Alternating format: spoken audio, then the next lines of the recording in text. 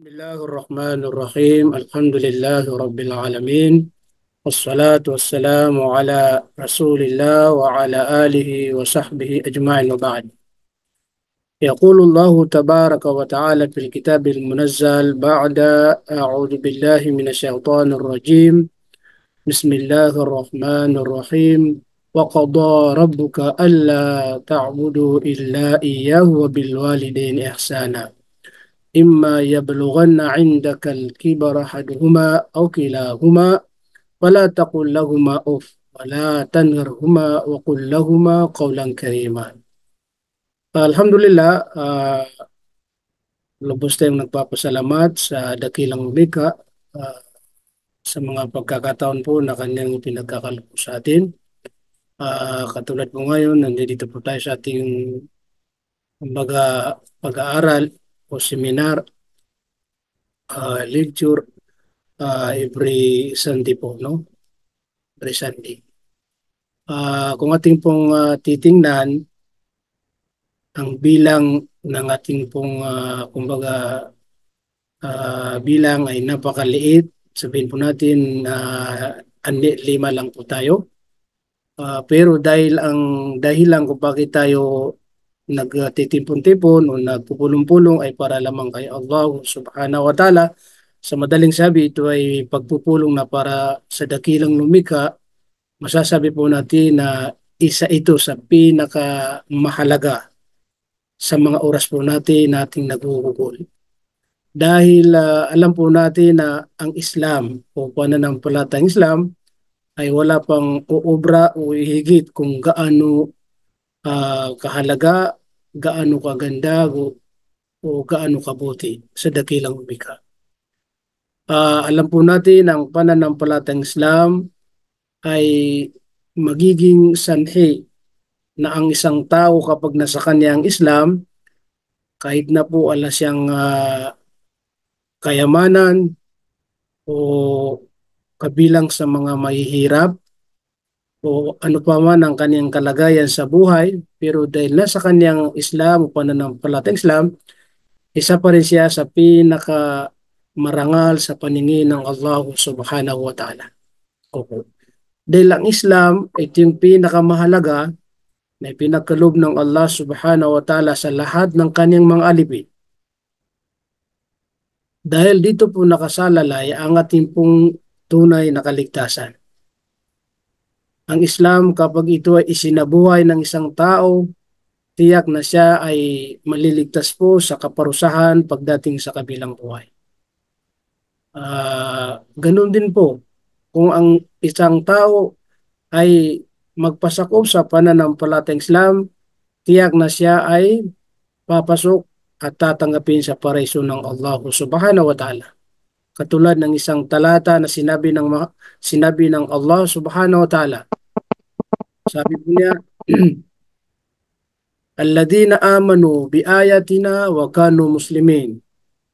Udkhulul janna wa antum azwajukum tuhbarun. Napakalinaw ng sabi po ng Allah subhanahu wa ta'ala, silang mga naniwala sa Allah, naniwala sa mga tanda ng Allah subhanahu wa ta'ala. Kabilang sa mga tanda ng Allah subhanahu wa ta'ala ay ang ating mga nakikita. Bukod sa mga hindi natin nakikita. Ang mga nakikita po natin tulad ng 7 palapag na langit, pero yung isa lang ating nakikita, pero yung 6 na palapag, hindi natin nakikita. Pero 7 palapag na langit na binanggit ng Allah sa banal na Quran at binanggit ng mahal nating propeta, Muhammad sallallahu alaihi wasallam. Mayroon din 7 palapag na lupa, kaya tinatawag na samawati wal aradin, mga kalangitan at mga kalupaan.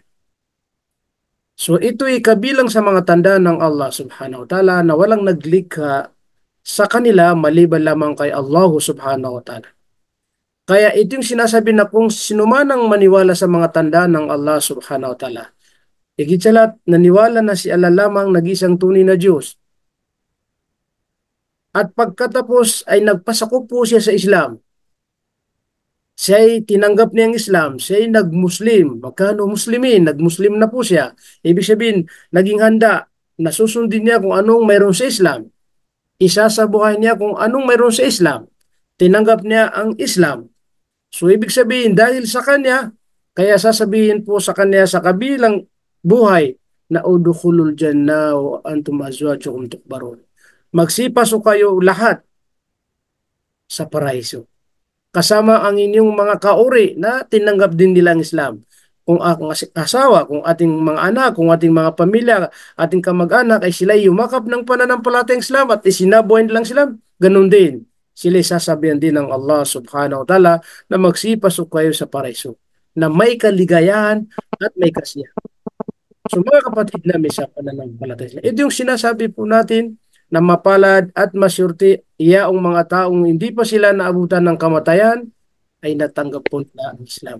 Naway matatag tayo, maging matatag po tayo sa Islam at naway maging manatili po tayo sa pananampalatayang Islam at dito tayo bawian at magiging isang Islam o isang Muslim na naniniwala kay Allah subhanahu wa ta'ala. So mga kapatid namin, balikan po natin ang ating pinaka, kumbaga, ah, layunin na ating pong nais ibahagi sa inyo na kung saan patungkol po sa tinatawag na ang mga gawaing o mga gawaing kamahal-mahal sa Allah subhanahu wa ta'ala. Subhanallah. Ako at kayo at sila, mga tao, mayroon tayong mga gawain din na kamahal-mahal po sa atin, sa ating sarili. Kumbaga, gawain na gusto-gusto nating gawin. Normal po yan na may mga tao na ganun. May mga tao na halimbawa mahilig, mahal na yung paglalaro. May mga naglalaro ng basketball dahil mahal niya ang pagbabasketball. May naglalaro ng tinis dahil mahal niya ang paglalaro ng tinis. Ibig sabihin may mga tao na tunay rin nagmamahal sa kanilang kumbaga mga ginagawa. Pagmamahal sa trabaho. Anong trabaho po natin? Ganun din, mahal na mahal natin kaya hindi natin yan iniiwanan. Hindi natin pinapabayaan. Mayroon tayong mga iba't ibang gawain na kung saan nandun na yung tinatawag na kamahal-mahal o mahal po natin. Mga kapatid namin sa pananampalatayang Islam, walang problema kung anong mayroon tayo na mga gawain na mahal natin basta ang mahalaga, hindi po nakakalabag sa Islam. Opo. Hindi po nagiging dahilan na nawawala tayo sa Islam. Hindi po nagiging dahilan na napapabayan po natin ang Islam. Di ba ang nakakalungkot?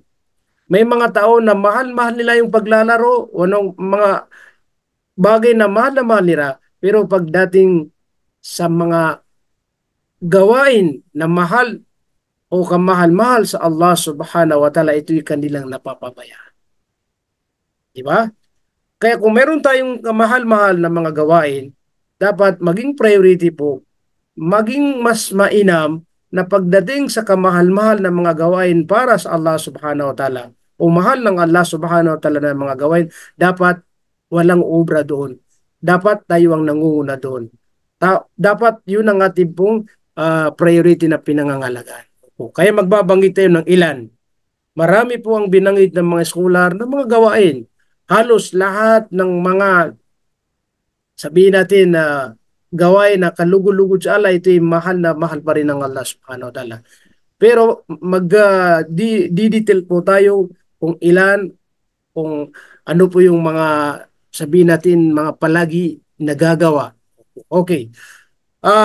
Mayroon tayong hadith na kung saan sinabi ng mahal nating propeta Muhammad sallallahu alaihi wasallam sa kung saan pamamagitan ng pagtatanong. Opo. May isang sahaba na nagtanong kay propeta Muhammad sallallahu alaihi wasallam. So ibig sabihin, sasagutin ng propeta Muhammad sallallahu alaihi wasallam ang isang katanungan mula sa kanyang kasamahan na ang tinutukoy po ay ang mga gawaing kamahal-mahal sa Allah subhanahu wa ta'ala. Kaya nararapat na kung ano ang sinabi ng mahal nating propeta Muhammad sallallahu alaihi wasallam na kamahal-mahal na gawain, yung di nating pong gagawin isa sa buhay. Dahil yun ay sinabi mismo ng mahal nating propeta Muhammad sallallahu alaihi wasallam. Isang sahaba, ang sabi po niya, Sa'altu anan nabiyya sallallahu alaihi wasallam ayyul amali ahabbu ilallah. Nagtanong isang mama o isang sahaba kay propeta Muhammad sallallahu alaihi wasallam, Ano daw, sabi niya, ano daw ang gawain na kamahal-mahal sa Allah subhanahu wa ta'ala? Ano yung gawain na pinakamamahal ng Allah subhanahu wa ta'ala? Na kung ating gagawin, ito ay mahal ng Allah subhanahu wa ta'ala. Nandun yung pagmamahal.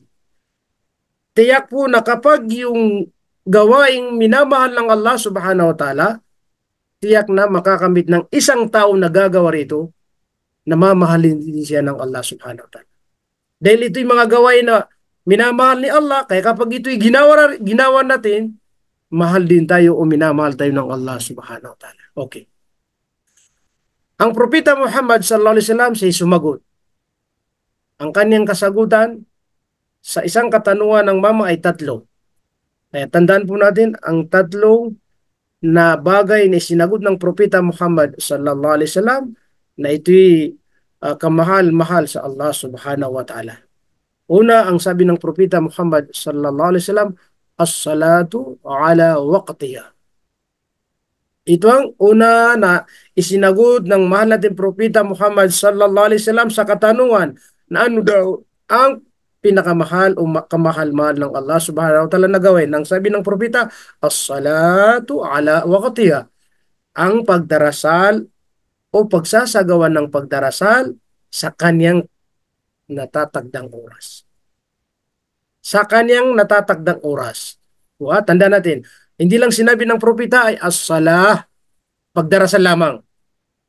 Nasapat na hindi. Kasi may kondisyon. Anong kondisyon? Ala waqtiha. Sa natatakdang oras. Dahil ang pagdarasal po mga kapatid namin sa pananampalatayang Islam, ito ay ipinagutos ng Allah subhanahu wa ta'ala sa atin. Na ito ay dapat gawin pero sa mga natatakdang oras. Sa panahon ng Propeta Muhammad sallallahu alaihi wasallam, kaya nalalaman kung anong mga oras dahil ito ay itinuro ni Anghel Gabriel sa kanya. Tuwing pagdarasal ng Fajr, pagdarasal ng Dhuhr, Asar, Maghrib, Isha.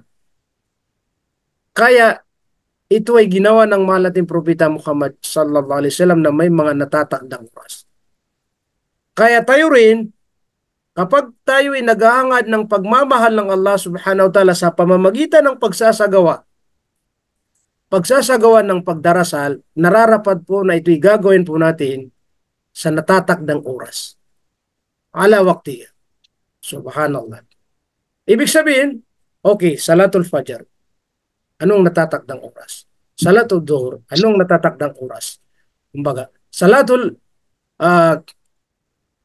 Asar, Salatul Maghrib. Kung ano man ang mga natatagdang oras, ito po'y nararapat na gawin po natin sa mga oras na yun. Kasi yun ang sinabi ng mahal nating Propeta Muhammad sallallahu alaihi wasallam na as-salatu ala waqtiha, sa oras na kung saan itinalaga. Papansin natin dito po sa dito may Saudi Arabia po. Excuse mo na, natin yung mga kasi napapasok. Okay. Ano naman kasi yun, yung pagiging Muslim kasi. Oo, yan. Pakiyog natin muna. Pasensya na po kasi pag may nagsasalita, naririnig po natin ng ingay po. Okay. Sorry po. Okay. So, malinaw po na ang pagdarasal na ginagawa po natin, may kondisyon para makamit natin ang pagmamahal ni Allah o magiging kamahal-mahal sa Allah ala waqtiha. Ibig sabihin sa kanyang natatakdang oras. Oo.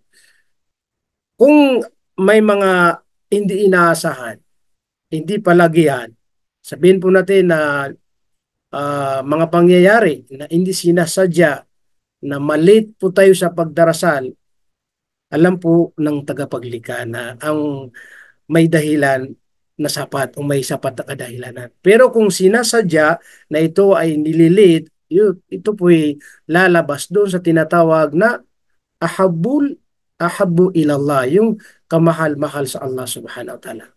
Samantala, sa mananampalataya, napakalinaw sa banal na Quran, anong sabi ng Allah, na kung saan ang pagdarasal, inna salata kanat alal mu'minina kitaban mawquta. Ang pagdarasal ng mananampalataya sa Allah subhanahu wa ta'ala ay ginagampanan niya ang kaniyang pagdarasal sa tamang oras o natatagdang oras. Kanat alal mu'minina kitaban mawquta. Yung sinabi na kitaban mawquta, sabi po ng mga eskolar, kaya kanina nabanggit po natin, halimbawa sa masjid natin, dito sa amin, halimbawa yung masjid namin dito, may makikita natin sa loob, may nakalagay doon na orasan. Ito yung adan, ang ikama pagkatapos ng adan, may 15 minutes na pagitan. May 20 minutes, may 10 minutes. Ang pinakamahaba doon, mapapansin po natin, ay ang Salatul Fajr. Kadalasan ng mga masajid dito, mga masjid, ay pagitan ay 25 hanggang may 30 pa. 30 or 25. Pero yung mga Maghrib, 10 minutes. Yung Duhur, 15, may 20 minutes. Okay.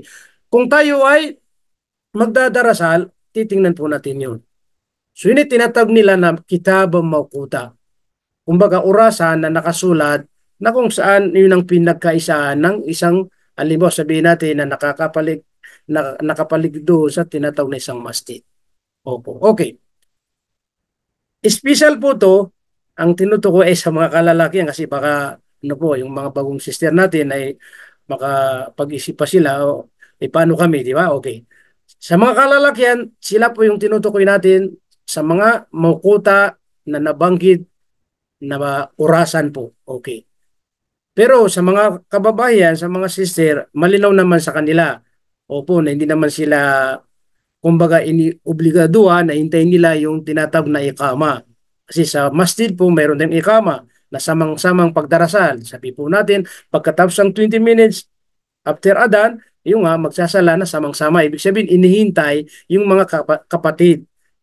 Pero pag dumating ang oras, wala nang hihintayin. Nalimot, ang pagitan 20 minutes, pag 20 minutes na, ikama na, di ba? Pero sa mga sister, sa kanila po, pwede rin. Sa oras na marinig nilang adan, oras na marinig ladan dahil pumasok na ang pagdarasal. Pumasok na ang tinatawag na al-waqtu sala. Pwede na sila magsala kagad. Hindi nila kailangan hintayin ng ikama. Opo. Yun ang pinakamainam sa kanila. Yun ang pinakamainam sa kanila na pagkatapos marinig nila ang adan, mag-ablusyon sila at magdarasal po sila. Siyempre, hindi may iwasan, may mga trabaho, may mga ginagawa sa halimbawa sa bahay, kasulukuyan nagluluto, di ba? Mayroon mga ganun. Okay. Kung halimbawa, kung iwanan natin ang ating lulutuin, hindi naman masusunog at hindi masisira para makapagdarasal, yun ang pinakamay na magdarasal muna.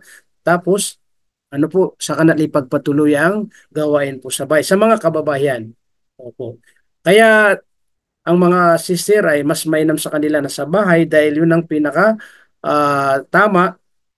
Kaso lang may mga scholar na nagbigay pahintulot pa rin doon at pinayagan din sila na magsala sa masjid. Pero may mga kondisyon po yun, di ba?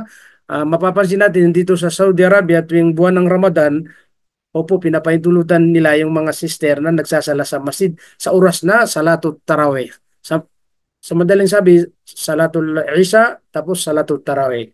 At mayroon ding na kung saan Salatul Tahajjud din, pupunta sila sa masjid. Pero malinaw pa rin ang pinakamainam ng pagdarasal ng babae ay sa kanilang bahay. Kaya yung sinatag na saf, di ba sa mga kalalakihan ang pinakamagandang saf ay yung malapit sa imam. Kasunod yung pangalawa, yung pangatlo, yung pangapat. Pero ang mga babae, mga sister, ay sila yung pinakamainam dahil sila kung halimbawa pinaka sa dulo, sa likod, yun ang pinakamainam. Kaya itinuring nila na sa bahay, yun ang pinakamainam kasi malayo sila sa masjid. Opo. So ibig sabihin mga kapatid namin sa pananampalatayang Islam, malinaw na po ngayon na mayroon ding kumbaga para sa mga kalalakihan at para sa mga kababayan. Basta tandaan po natin, pinahintulutan po tayo kung may kasapat na kadahilanan. Pero kung wala po, ibig sabihin sinasadya po natin na tayo nalilit. Kaya yung isang kondisyon na ala waktiya sa orasan mismo para makamit natin yung kamahal-mahal ng Allah subhanahu wa ta'ala, hindi natin po makukuha dahil sinasadya po natin. Pag sinasadya. Pero kapag hindi nasadya, may dahilan, inshallah po, makakamit natin yung ahbu ilallah. Opo. Yan ang una, kasi ang oras po natin napakabilis. Hanggang 45 minutes po tayo, 8 o'clock hanggang 45 minutes. Hindi katulad ng Friday na mayroon tayong isang oras po. Okay. Ano ang pangalawa na sinabi ni Propeta o sinagot ni Propeta sa nagtatanong kung ano yung mga gawain na kamahal-mahal sa Allah subhanahu wa ta'ala? Ang sabi ni Propeta, pangalawa, birrul walidain. Birrul walidain. Ito yung tumutukoy sa magandang pagkikitungo sa magulang. Walidain. Pag sinabi walid, siyempre yung tatay natin, walida yung ating nanay. Pag sinabi walidain, silang dalawang tinutukoy. Nanay at tatay. Mga kapatid namin sa pananampalatayang Islam. Kung tayo ay makitungo sa mga magulang po natin, ah, tiyak po kung makitungo tayo ng mabuti sa kanila, tiyak po na makakamit natin ang pagmamahal ng Allah subhanahu wa ta'ala. Tandaan po natin na ma-Muslim man po sila, hindi sila Muslim. Dahil magulang pa rin natin sila, kaya nararapat pa rin yung pagmamahal natin sa kanila. Tama, yung sinasabi na kung wala sila, wala tayo, di ba? Tama po naman yun. Opo. Kaya abang may buhay po sila, subhanallah, gawa tayo ng paraan para mapasaya po natin sila, may bigay natin po sa kanilang mga kagustuhan sa abot nating makakaya. Opo. May mga tao na gusto-gusto niya mabigyan ng kanyang magulang dahil alam po niya kung gaano kahalaga ang pagkikitungo ng mabuti sa magulang. Kaso lang, sabi nga, walang-wala na. Di ba? Ang nakakalungkot ay yaong may mga kaya na, may mga pera na, tapos buhay ang kanilang mga magulang pero hindi nila napapakitaan ng napakagandang pakito. Di ba? May mga viral pa na ito na naman ay mga hindi mananampalataya. Pero meron minsan natatagpo sa Muslim na naniniwala kaya pero nababalitaan hindi maganda makitong sa magulang. Oo. So, yung hindi Muslim, okay, dahil hindi nila paniniwala ang ating paniniwala, maaari na siyempre yun ang kanyang kumbaga pinanindigan. Pero kung ikaw isang Muslim, bilang Muslim ka, ay hindi, kailangan obligado na birrul walidain. Di ba nabanggit patungkol sa nanay po natin na al-jannatu tahta aqdamil ummahat. Ito yung sinabi ng uh, mga scholar sa hadith ng propeta na ang paraiso ay nasa kumbaga sa baba uh, palad ng ano po mga paan ng mga nanay. Anong ibig sabihin nun? Ibig sabihin yung ano po napakahalagang mga nanay. Kaya makitungo ng ano kasi lumalabas yun, mari na maging failure po tayo pagdating sa kabilang buhay kung hindi tayo magandang magkitungo sa mga magulang po natin. Diba? Kaya may mga hadith na tumutukoy na kapag hindi tayo pinatawad ng ating mga magulang, lalong-lala kung alimbawa talagang may karapatan po sila. Opo, may maliban kung sabihin natin hindi kasi sila yung may kasalanan. Pero ano pa rin, wala pa rin tayo magagawa kung sila sabihin kung ang nagawa po nila sa ating paningin ay pagkakamali, nan, nandito pa rin yung dapat na maunawan po natin sila dahil mga magulang po natin sila. Opo. Kaya masyurte po sa mga kapatid na nandyan na yung mga magulang, tatay at nanay, na pagkakataon nila makabawi, makagawa sila para sa kanila. Subhanallah. Sabi ng mga scholar, tingnan niyo po. Pagkatapos, iobligado ng Allah subhanahu wa ta'ala na sambahin si Allah. Sambahin si Allah sa isang talata at may iba pang mga talata. Ang kasunod na ipinagutos niya na makitungo ng mabuti pagkatapos sabihin ng Allah na sambahin si Allah. Ang kasunod makitungo ng mabuti sa magulang. Ipinagutos niya na sambahin siya pero ang kasunod agad ay makitungo ng mabuti sa mga magulang. May eskwela tingnan niyo sabi niya. Hindi sinabi ng Allah na sambahin si Allah tapos sikapin ng pagdarasal, pag-ayuno at ano pang mga kautusan ng Allah subhanahu wa ta'ala. Ibig sabihin, ipinakita ng Allah kung gaano kahalaga ang mga magulang po natin. Kaya ang sabi po ng Allah, وَقَضَى رَبُّكَ أَلَّا تَعْبُدُوا إِلَّا إِيَّاهُ. Iniobligado ng Allah, tinapos ng Allah, ibinigay hatol ng Allah subhanahu wa ta'ala. Ang iyong Panginoon ay pinag-utos na kung saan sambahin po lamang siya. Sasambahin natin po ang Allah subhanahu wa ta'ala. Wabil walidin ihsana at pagkatapos makitungo ng mabuti sa ating pong mga magulang. Hanggang sa pinag-utusan po tayo, na kapag sila dumating na sa pagkatanda-tanda, dumating na yung punto na matanda na sila, maaari na sabihin natin nakakagawa sila kasi mga matatanda, mga mahihina ang kilos, lahat. Mag-ingat po tayo sa pananalita sa kanila ng hindi maganda. Yung sinabi sa banal na Quran na fala taqul lahuma uff, wag kayong makapagsalita sa kanila ng off. Pag sinabi off, ito yung mga salita minsan na binabara mo ang yung magulang. Nagsasalita, ay, mali yan. Kung yung bang hindi ka ah, makapagbigay ng yung patapusin mo siya. Makapagsalita, oh, tay, ano, tapos na po kayo, pwede ka na magsalita. Hindi yung mga panahon na nagsasalita, binabara mo siya agad. O di ka mga salitang parang hindi ka natutuwa, salitang mga nainis ka. So, yan po ay pinagbabawal sa ating bilang mga mananampalataya sa Allah. Kung ano man ang uri na klase ng mga salita na hindi nila nagugustuhan, mag-ingat po tayo sa kanila. Kaya ang sabi ng Allah sa dulo, "Qul lahuma qawlan karima", magsalita po kayo sa kanilang dalawa ng salitang karima. Pag sinabi karima, yung napakabuti salita na pag narinig nila, masaya sila, matuwa po sila. Sa tayo, di ba, binabangin, Allahu Karim, ibig sabihin si Allah ang mabait. Subhanallah. Kaya binanggit niya, kaulang karima, magsalita ng napakagandang pananalita sa ating pong mga magulang.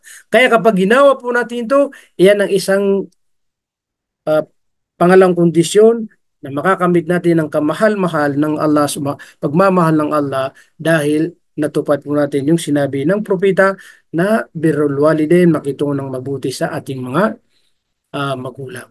Okay, pangatlo, ang sabi ng propeta o sagot ng propeta dun sa isang nagtatanong kung anong mga gawain kamahal-mahal sa Allah subhanahu wa ta'ala, ito yung pangatlo. Al-jihadu fi sabilillah. Makibaka, magsumikap sa landas ng Allah subhanahu wa ta'ala. Hindi automatic agad-agad pag narinig natin jihad, makipagpatayan. Opo, hindi. Maraming klaseng jihad. Opo. Sa literal meaning ng jihad, ito'y pagsusumikap sa landas ng Allah subhanahu wa ta'ala. Maraming klase. Isa lang yan. Klase yung panahon na talaga dumating yung punto na may awayan o magpapatayan, naglalaban. Pero maraming klase at uri. Sabi nga ng mga scholar, kung ikaw ay gumastos ng malaking pera para mayroong magawa ng mga aklat, may afraid na mga aklat sa pananampalatayang Islam, sabi nga mga aklat, mga book pang Islamiko, kabilang po sa jihad. Kung ikaw ay nagtuturo, di ba? Kabilang po sa jihad. Kung ikaw ay nagkukhutba sa masjid, kung ikaw ay pumunta sa mga tao na nagkikipag-usap patungkol sa Islam, kabilang po yan sa tinutukoy ng mga jihad. Subhanallah, marami po ang klase ang jihad. Basta, kailangan gawin po natin yung pagsusumikap para sa landas ng Allahu subhanahu wa ta'ala. Malino po yung mismong buhay na ibibigay mo yan.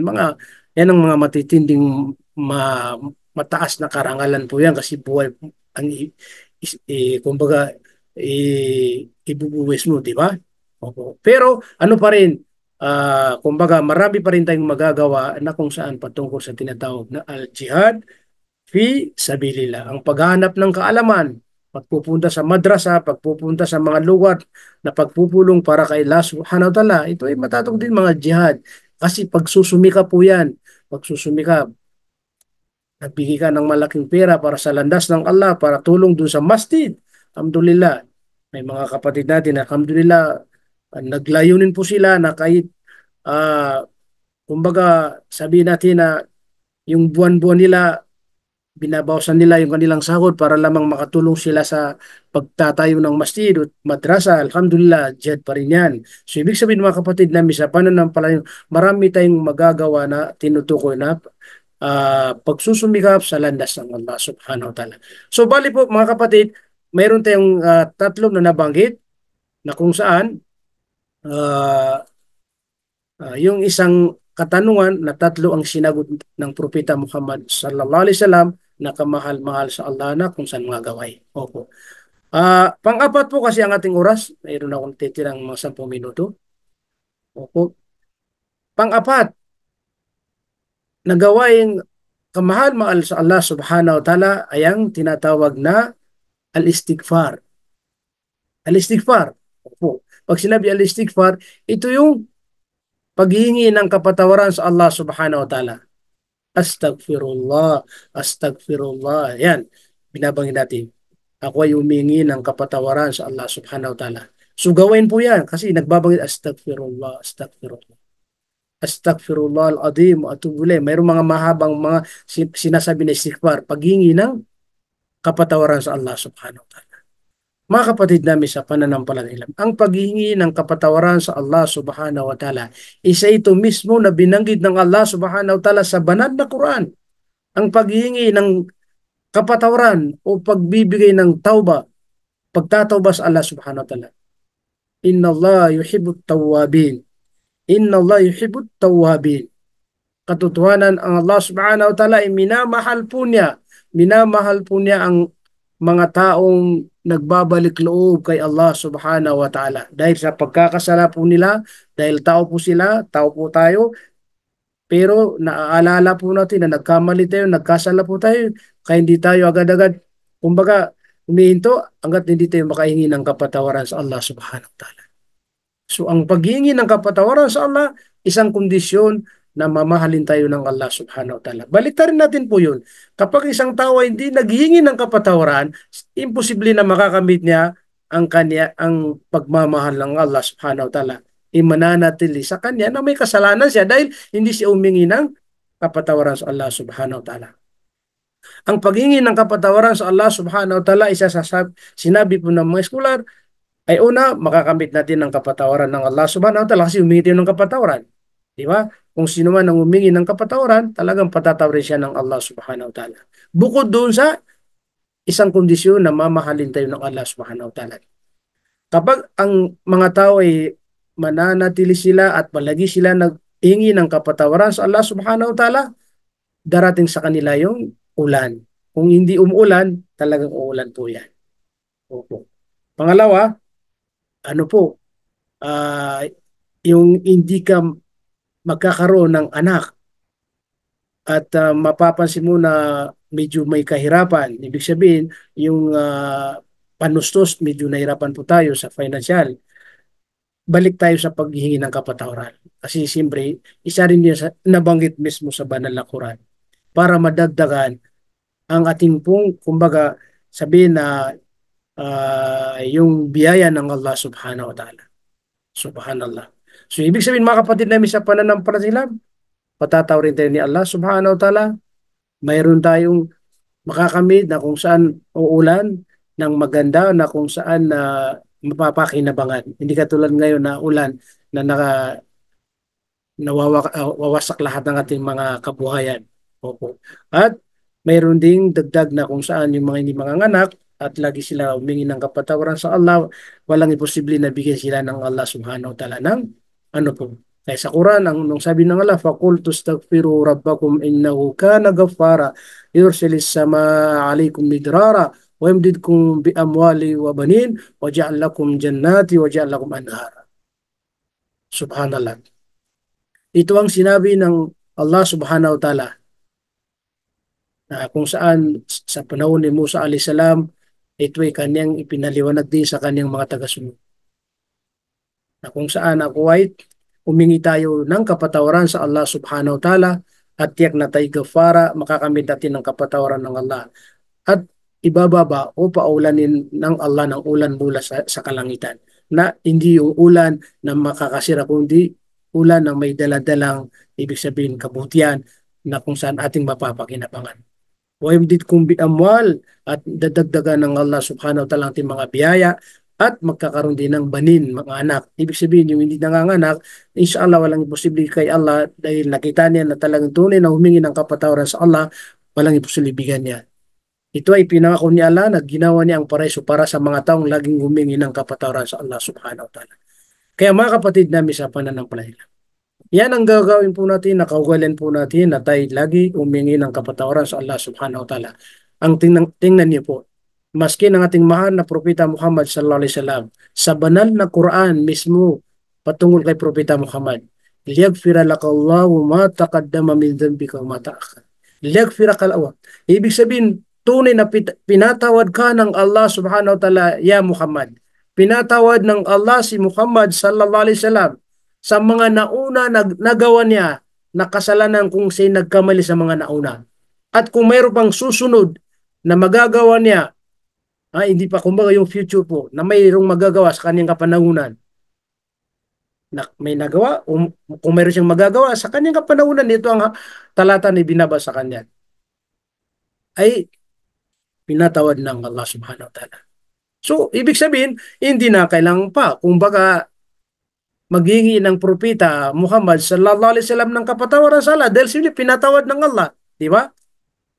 Kung mayroon siyang magagawa na kasalanan, alam mo, ngayon 2024, di ba? Kung mayroon siyang magagawa, kasi pinatawad na, alam mo, lahat ng nagawa niyang kasalanan mula ng unang panahon hanggang 24. Limbawa to, para maging malinaw sa atin. Pinatawad na. Kaso lang, may susunod na 2025, 2026, kahit na ilang taon, 10 taon o 20 o gaano katagal yan, na susunod na taon, kung sakali na magkamali ang propera at mayroong magawa, ito ay pinatawad din ng Allah subhanahu wa ta'ala. Di ba kung tayo, kung ganun, napatawad na ako, yung mga susunod pa ng mga taon o ilang taon na, kahit hindi na humingi ng kapatawaran, di ba? Kasi napatawad na. Kasi walang nakalagay doon na kondisyon na kailangan kahit na napatawad ka ng Allah subhanahu wa ta'ala, magpatuloy ka pa rin na humingi ng tawad-tawad. Wala, di ba? Ibig sabihin, kahit na hindi humingi ng Propeta Muhammad sallallahu alaihi wasallam ng kapatawaran, walang problema kasi napatawad na ang Allah. Nababasa sa banal na Quran, tuwing nagbabasa tayo, nababasa natin yan. Di ba? Pero mga kapatid namin sa pananampalatayang Islam, ano ang gawain ni Propeta sa araw-araw? Hindi lang every week, hindi lang weekly, hindi lang every month, araw-araw nung ginagawa niya. Mayroon siyang hadith, dalawa ang nabanggit. Isa sa hadith ay ginagawa ng mahal nating Propeta Muhammad sallallahu alaihi wasallam may umingi ng kapatawaran sa Allah sa araw-araw, yumiyan, ang pinaka mababa na bilang na kanyang binabanggit na astaghfirullah al-azim, astaghfirullah. Paghingi ng kapatawaran ay 70 times yan. 70 na marra, 70. Ha? Bukod dun sa pagkatapos magsala, kasi di ba sa pagkatapos magsala, mayroon tayong babanggitin pag assalamualaikum warahmatullah, di ba? Pagkatapos mayroon tayong astaghfirullah, astaghfirullah. Bukod dun, mayroon siyang binabanggit na 70. Opo, na sarili niya, astaghfirullah, astaghfirullah. Sa isang hadith, ang sabi, sa isang hadith, sa pangalawang hadith ay 100 times siya nagbabanggit, astaghfirullah, astaghfirullah. 100 times po mga kapatid namin sa pananampalataya. Ano pa kaya tayo? Hindi natin alam kung tayo napatawad na. Sa lawak, sa dami ng ating mga pagkakasala, sa ating kainan, hindi magkamasalang mata, magkasalang tainga, magkasalang bibig, magkasalang pag-iisip.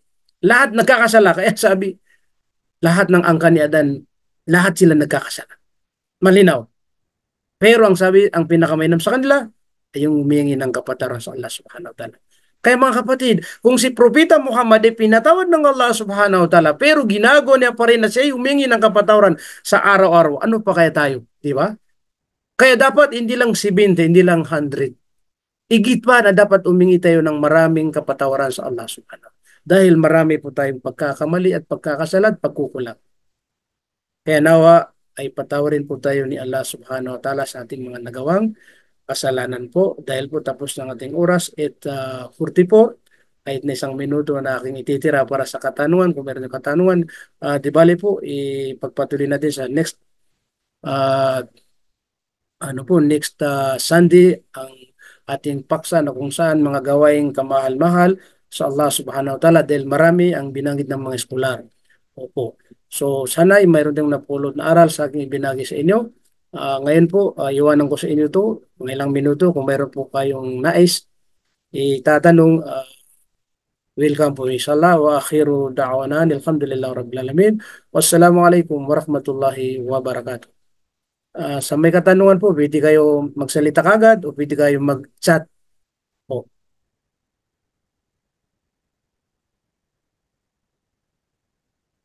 Ibig sabihin, malinaw na, walang magtatanong. Okay, di bale po, kung meron tayong bagong maisip na katanungan, nandyan na po yung ating group, no po, mga group chat, kahit anong oras at araw, kasi mababasa po natin ay yung mga katanungan. So dahil po walang magtatanong, opo, so ngayon po, dahil natapos po ang ating oras, maraming maraming salamat po sa inyong pagdalo, pakinig, kasi kung wala po kayo dyan, wala po tayong siyempre makakausap. Kaya napakalaking biyaya ito ng Allah. Naway makamit natin ang kapatawaran ng Allah subhanahu wa ta'ala na ipinapangako niya sa mga taong nagpupulong-pulong na para lamang po sa Kanya. Napakaganda po, matutulog tayo na nakamit natin ang kapatawaran ng Allah subhanahu wa ta'ala. Yun po, kung meron tayong mga pagkukulang, doon po tayo nagbibigay ng pasensya dahil tao po tayo, hindi tayo nakaka-kompleto perfect.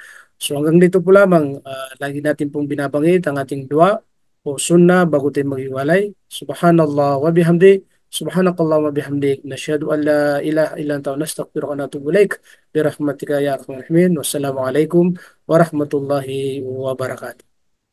Waalaikumsalam warahmatullahi wabarakatuh. Jazakumullah khairan.